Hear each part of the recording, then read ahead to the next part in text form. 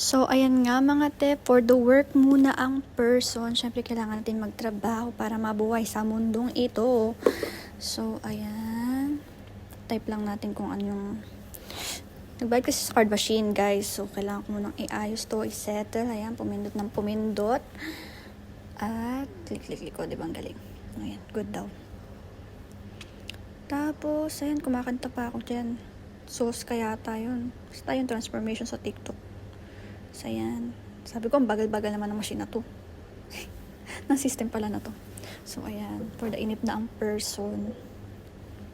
So, ayan guys. Sobrang init mo talaga ako. Wala namang itatagal yan. At ayan na. So, ayan guys. Yun yung ginagawa ko. Everyday.